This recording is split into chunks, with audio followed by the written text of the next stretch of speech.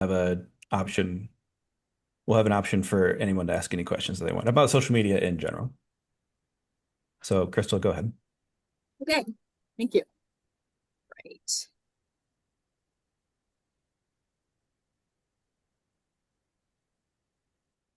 Okay, and everyone can still see that? Yes. I can see you. Okay, great. Okay. So like Alex said, my name is Christle Hain. I'm communications coordinator for MCUSA. And so basically today we're going to go over some safe social media practices and just safe practices and best practices in general for your ministries, your churches, your congregations, your communities.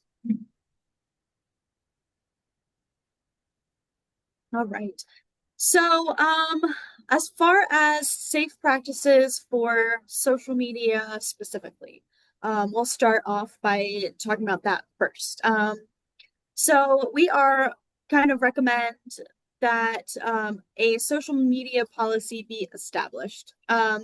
So just kind of important to have a clear and concise policy that outlines guidelines for content creation, interactions that you may have on social media platforms, and any responses to comments that might come in to your social media platforms.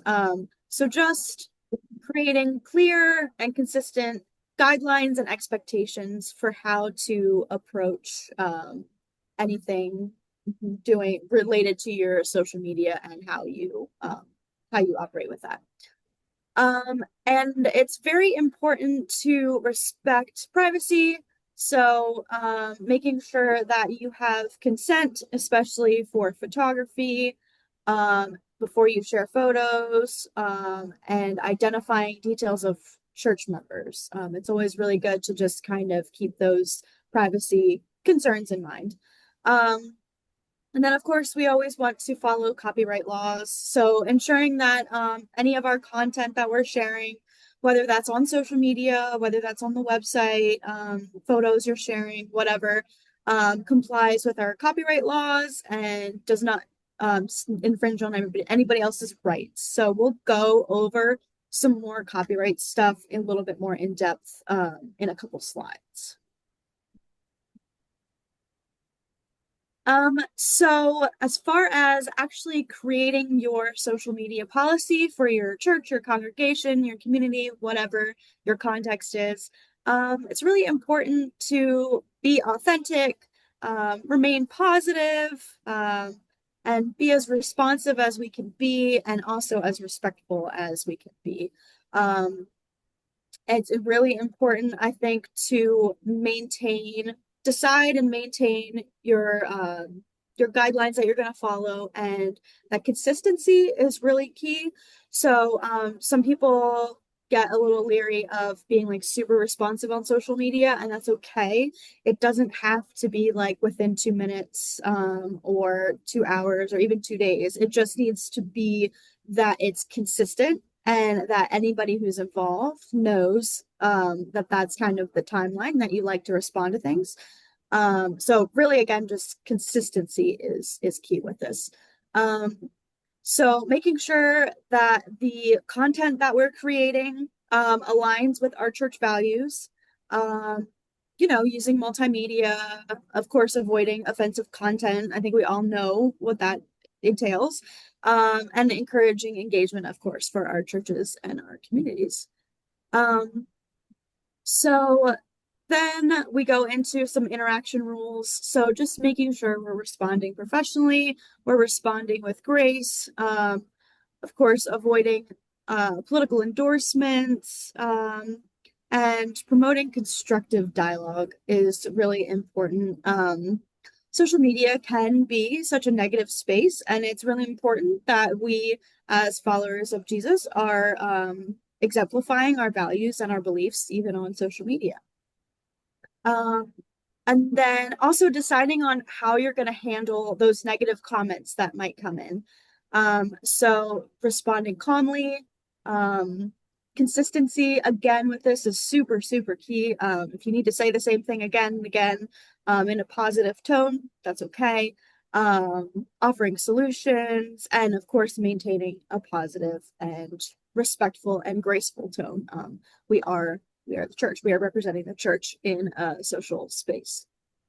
And then again, with the copyright use, we will get into that a little bit more later, but making sure that we're obtaining the right permissions for using content on social media. We sometimes like to use royalty-free content. So some of you may be familiar with that. We can give you some websites and examples of places that you can go to get that, but Canva, off the top of my head, if you have a free subscription to that, or even Hootsuite, Creative Commons, there are some free versions of things that you can use to kind of just more generally represent something visually if you're not sure about the copyright. And then also just educating yourself and your staff, whoever is on your communications, social media, whatever team, or if it's just one person, just making sure that we're educating on copyright laws. And then towards the end, I will show you an example of a pretty good, a very good social media and digital communication,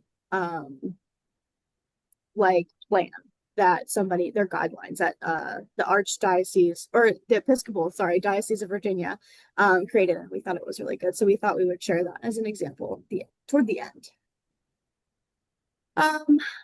So just further steps for creating your social media policy.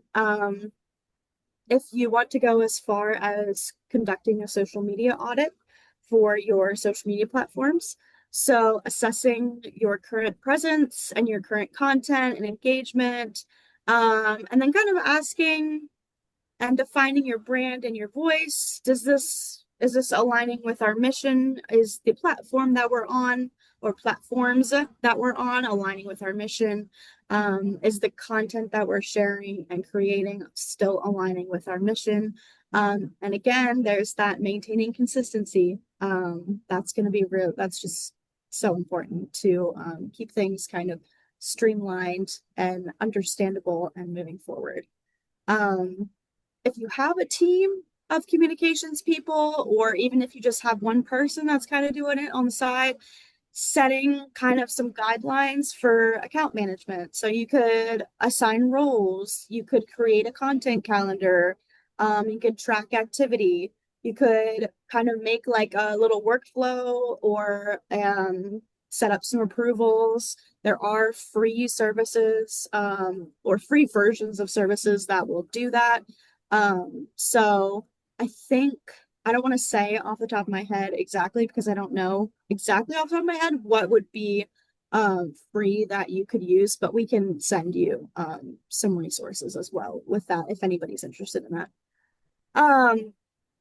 And then it's also really important to establish a crisis procedure on your social media, on your online content before something happens, so that you're able to respond quickly and professionally to any issues, and so that everybody knows what should be done before something were to happen. So this is like if for some reason there was a negative comment or there was an allegation made on social media, and these things have happened on social media.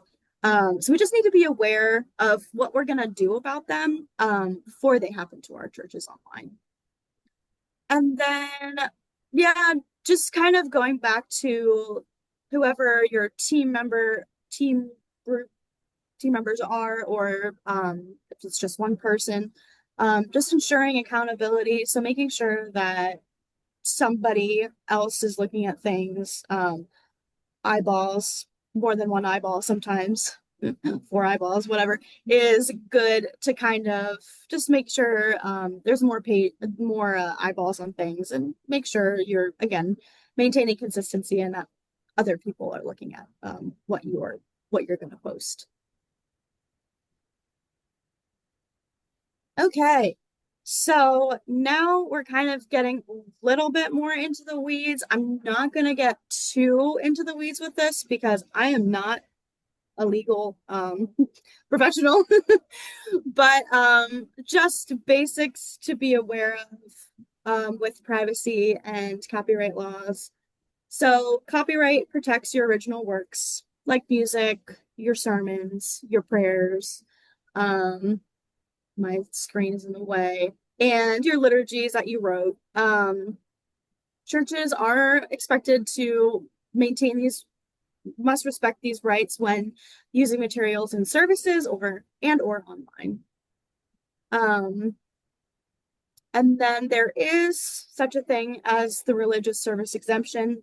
So US law does allow churches to perform non-dramatic works like hymns or readings during live worship without a license. I'm sure a lot of you already know that. However, this does not cover posting materials on websites or social media. So that's kind of where the copyright stuff and making sure you're obtaining proper permissions comes into play here. And also having that option of maybe just using like a generic photo for some cases can really come in handy. If you are unsure, if you're kind of in a gray area and you're like, I don't know, sometimes that's good. So these are just some quick best practices. Always seek permissions and use the licensed or public domain content, kind of like what I was talking about. Like Creative Commons would be a good example of that. If you're unsure or you can't obtain permission. Keeping records of licenses and permissions, educating your staff and any volunteers, if you're big enough to have volunteers who are working on that kind of thing. Just making sure they're aware of copyright laws. And of course, always consulting legal counsel if possible when you're unsure. Okay, so this is, I think, one of the really important parts of this presentation. This is more safe church related. This is more specific to children in your social media, children and photography, children's programming, that kind of thing. So I do have some notes here, but I am of course full screen. Is this gonna mess us up too much if I do that? Probably. It's fine. Okay. Yeah, the notes are from Nancy, who runs Safe Church with MCUSA. Yes. So I want to make sure that I'm getting it right there. They're very important. So, why does this matter so much? So children are, of course, a vital part of the life of our churches and our communities. When featured appropriately, they bring joy, connection, and witness to our communities and our congregations. But they also require extra care and protection when photos of them or just them in general are, shared in public media spaces. So it's really important to get written and informed consent. So this would be a good example of this would be your VBS programs or your children's programming on Wednesday night activities or your Sunday school hour in the morning. Always use a video or photo release form signed by a parent or legal guardian before featuring a child. Clearly explain how the image will be used. So are you using it on social media? Are you using it in your newsletter, your bulletin, your website, all of the above? And be sure to renew your permissions annually. Back to the photos, using group shots when possible is helpful because that helps us to avoid singling out one child. So favoring wide angle group oriented shots during your events, like your youth activities, your VBS, kind of what I had stated before. These tend to be more engaging photographs anyways, sometimes, and are less likely to, again, single out an individual child. That's what we're trying to do, is trying to protect them from being a singular focus. So showing activities, children doing activities more than just, faces, or like full front shots of kids. So highlighting children's hands in action, crafts, singing, helping, rather than full face close-ups. This helps to protect their identity, but also still tells the powerful story of children and their place in our ministries. Best practice would be to use first names only or none at all. If you can avoid it entirely, that's great. Avoid posting full names of photos. You could even use initials or general terms like our youth group or our VBS, or our Sunday school on whatever day. When we are sharing these stories, we want to ask, is this child's privacy being respected? What's the intention behind using the photo of the child? It's not an accusatory thing. It's just a really good question to be asking ourselves. And then being thoughtful about our context and what the photos are showing. So avoid photos that show children in vulnerable situations. So for example, a child is upset, a child is in a bathing suit,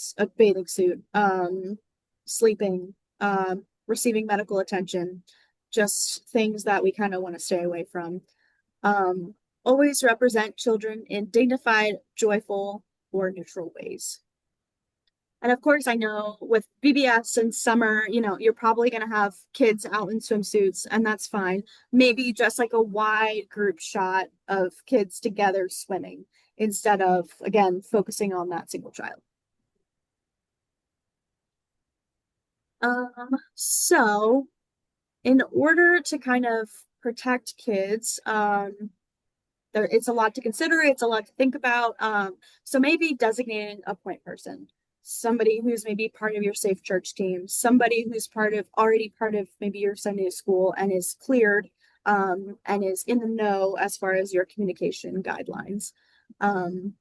Assign someone like a communications coordinator or child safety officer to track your consent forms and oversee the use of children's images. Okay, so I'm gonna switch back here. So now we're kind of pivoting gears a little bit. We're gonna talk about responsible live streaming. Some of your churches may still be doing live streaming. I know for some churches it is a really vital part of their ministry, and some are not doing that as much, but either way. Yeah, Christy, can you go back to full screen? Is that all right now? Oh, I'm sorry. Yeah, I'll get my notes back then. Yep. There we go. Is that better? Yes. Much better. Sorry, I know that was probably a little small. I just got really carried away in my my words. All right. So yes, responsible live streaming. So we want to communicate with attendees. So we want to let people know that they're being recorded and that they're being live streamed. A lot of people already are kind of used to this way of operating since 2020 or before, possibly. But it's still really important to just inform participants that they are being recorded and how or what information will be shared. So this helps people to decide how much to share personally in some settings. So then as far as video goes, one of the suggestions is to create a no video zone.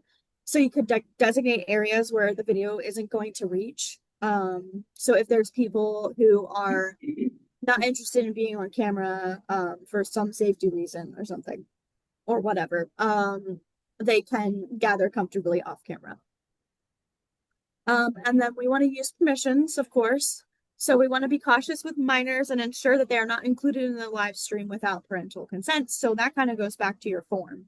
So you could even put like a checkbox or something on your form, and that says, we'll be live streaming this event, or live streaming this sermon, whatever. Do you give consent for recording? And then we did have actually a question about utilizing the live chat in the session this morning. I think it was this morning for you guys, I believe. So yeah, just that is okay. Integrating live chat to foster communication, community interaction, and allowing participants is helpful. We made the recommendation of having the person who's doing the live streaming, like controlling the Zoom comments and everything, to be aware of your social media policy and your digital communications policy so that they can understand if something is inflammatory or negative or not helpful to the situation, and so that they can kind of like screen those out and not have those come up live. And then again, here we are with the copyright. So just following your legal guidelines, being aware of copyright laws, and avoid sharing content that requires permission without consent. Oh, okay. Might have had something in my notes.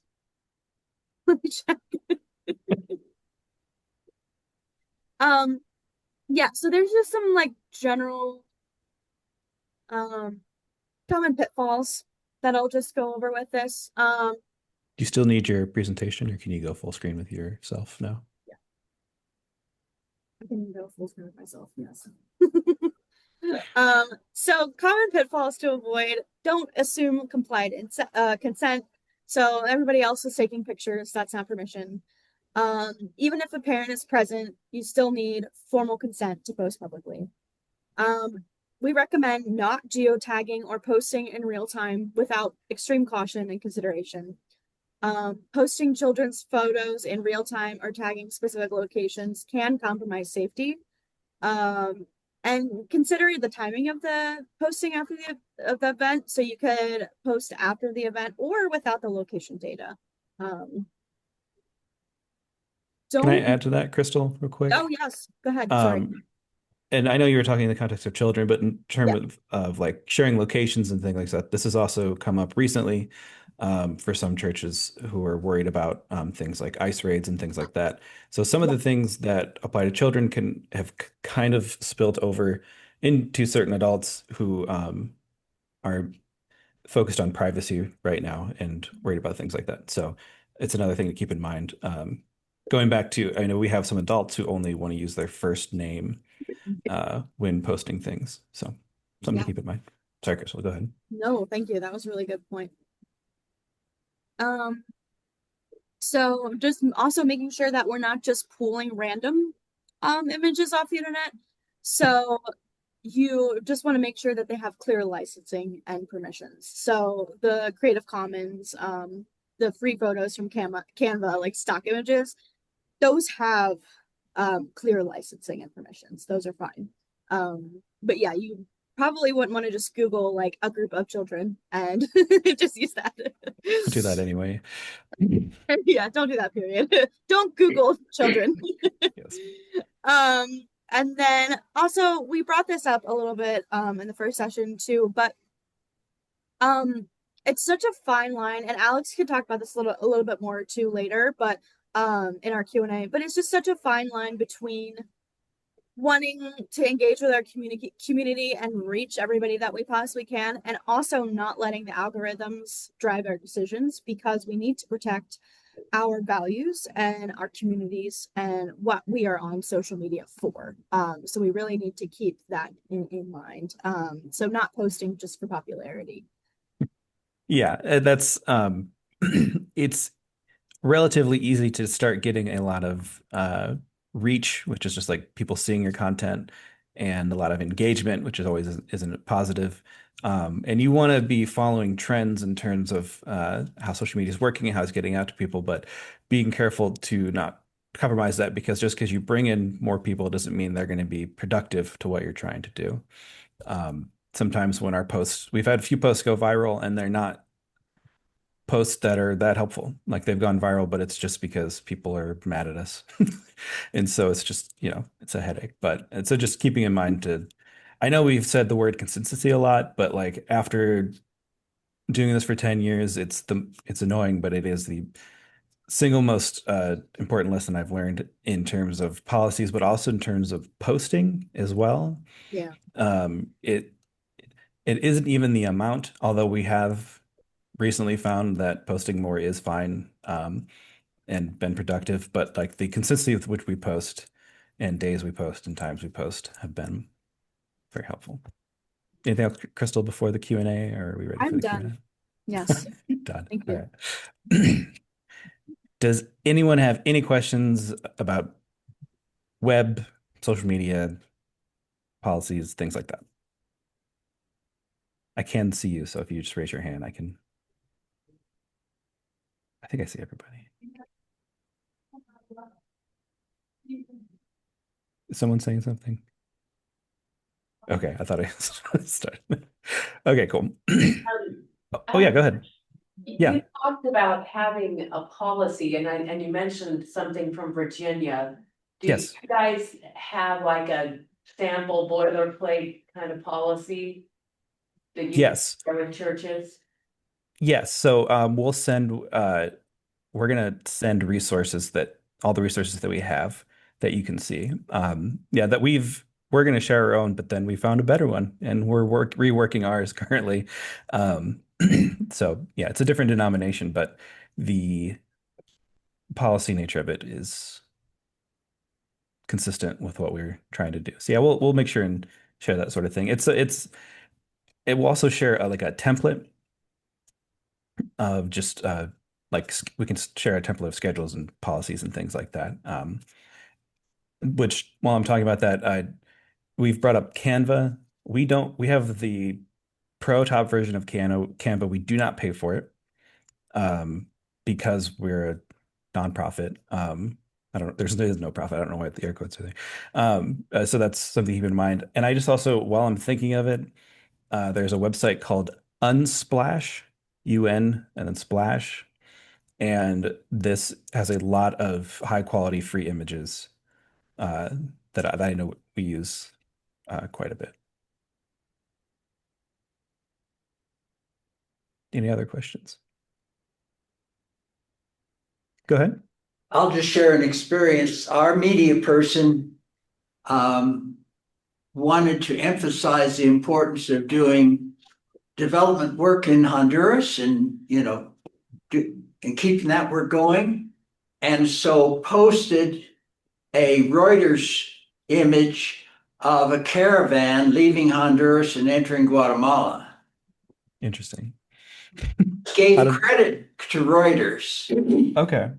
Did that go okay? But didn't go okay, no. Because there are law firms that specifically they look for postings of images from Reuters or UPS or the media, and then they threaten you with lawsuit. It doesn't come from AP and it doesn't come from Reuters, but it comes from the law firm that says you better pay so much or else we're going to take you to court. So when I took over a website before in the past, I got one of those emails and I thought it was a scam because it kind of looked a little scammy, but they're serious. They are real. Those are legit. I'm glad you brought that up. It reminds me of that experience. And that's the thing. They're searching for it. So a lot of people have this idea that like we're small, who's really paying attention, and it's like it doesn't matter. They're looking for it because it's an easy buck. And so what they're doing is they want to first off scare you, and if you don't back down, then they're going to try to make money off like say Associated Press and try to be like, hey, we could take them to court because they're using their image, and it's a racket. But yeah, thank you for echoing that. So we had to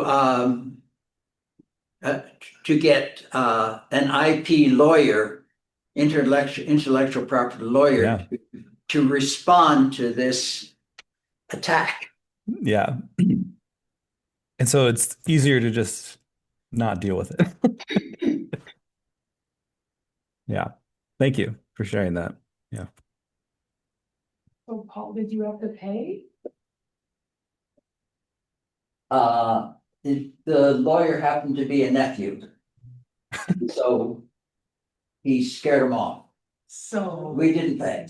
yeah, I mean, you would have had to pay the lawyer, but I was wondering if they, at the end of the day, it resulted in like a fine, or you did have to pay for the royalties of the use of that. You know, they actually take you to court if you use an image, but it's not the AP or Reuters that's doing it. It's law firms that make their money that way. Okay, wow. Yeah.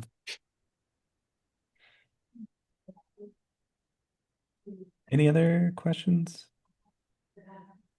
I know we're got a few more minutes. I'll also bring up another thing.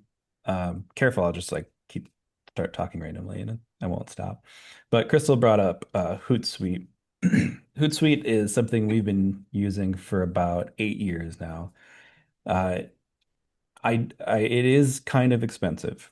I don't remember the cost off my head, but it's an annual fee. But especially if you only have one person before Christle, like the reason we keep saying like, oh, the team for social media is Christle and I. It's I, and before she came on, it was me. So the cost of having something like Hootsuite was really worth it. I think it was 200 a year or something like that, maybe more. But being able to post all our content across all the platforms in one spot and then schedule it out over the weekend if need be. If you don't want, some people are not working every day, or don't want to work on weekends or not on Mondays or something like that. But I would research a social media scheduling platform because it is a great way to kind of manage everything. And that's like a calendar also that we talked about, like making a calendar. Go ahead. You had a question? What is that one called? That one's called Hootsuite.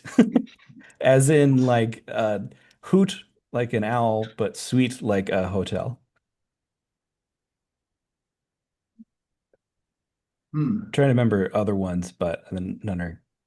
Do you So sorry to interrupt. The Hootsuite. I just looked it up. So let's see. looking at the Free receipt? free plan. One user, 2 social media accounts. So you could do Facebook and Instagram, and you could do 5 scheduled posts at a time. So And that's the not- free plan, that's the free plan. which like might, Yep. could work for some sizes. Especially if you have one person. Yeah, I've also used Later, which I really Later. liked. It's Can you spell it? Later, Later, like Oh. Later. It's Okay. really good for visual content, and if you're like super into Instagram, and it is free. I have used it free for a while. So the free plan is 1 social set, 30 posts per social profile, and 1 user. Pretty good. Yeah. So I can send you guys this link. This is a good article. Yeah. And then I did have, if anybody wants to quickly look at the Yeah, template, pull it up. I have it up. Or the guidelines. Sorry, not the template. We'll send the Not a template yeah. separate. Sorry. It's almost 7 o'clock for Alex and I, so it's almost our bedtimes. I wish you were joking. Yeah. Ooh, Okay, so this is the Episcopal Diocese of Virginia. Obviously, we're not Episcopal, but what they say is really good. So they kind of highlighted here how they're extending their safe church practices into their digital communities. So we wanted to highlight that, and with the importance of children in our communities and protecting people that are vulnerable, period. So then they just kind of have some basic rules, general Cautions. precautions. Yep. And then they go into some social media a little bit more. It's very similar to what we have suggested, and it's probably even a little bit more in depth, which is great. Yeah, that's kind of why we've been studying this one to kind of update ours because we like some of the detail they go into. I think ours Yeah, is like a one they even go into page. like friend requests, which I think is great. Because yeah, we need to be careful like who we're communicating with online, especially when we're in positions of power. That extends to, of course, the online space as well. So yeah, guidelines on friend requests, guidelines on social media groups for youth ministry. That's really important. And then of course, those photos on social media and the website. That's kind of what we're talking about a little bit more. But yeah, I like the tagging stuff. I like how they said youth should not be tagged in photos, not identifying them by their first or last name if you can, maybe using initials or something else Yeah. like that. So And we'll I'm set. glad this actually brought this up. I kind of forgot about this, but because this has happened to us as well. Sometimes youth will tag their friends in posts, and it seems harmless, but it'd be one thing if they're tagging their own, but it's like, especially for us, it's the denominational level. We don't need them tagging and identifying other youth through our social media, personally. Yeah. Something that just popped in my brain. That's kind of why it's just things get popping. You can stop sharing this now, Christle, I think. We're going to share all these. We had talked about like productive reach and like it being on social media, if it's a productive thing. Something we wanted to share is we recently stopped using Twitter/X because it wasn't productive anymore. The reach wasn't there, but also the engagement wasn't productive. And this kind of dovetails into uh, obviously, if there's a negative comment, you respond, with grace and goodwill. But there are comments that should just be deleted. Don't be afraid to, if it's just like awful, delete, ban them, especially if they're not like a member of your church. That's a lot of times, we'll get a comment from, I got a comment from somebody in England who's just commenting on a lot of religious posts, being like, God is dead or something like that. And so there's no point in like engaging with trolls, if you're aware of that term. But there are people in your community who might have negative comments, and those are the ones we want to be engaging with, but not the salacious stuff out there. Any other questions? We have like 5 minutes, I think.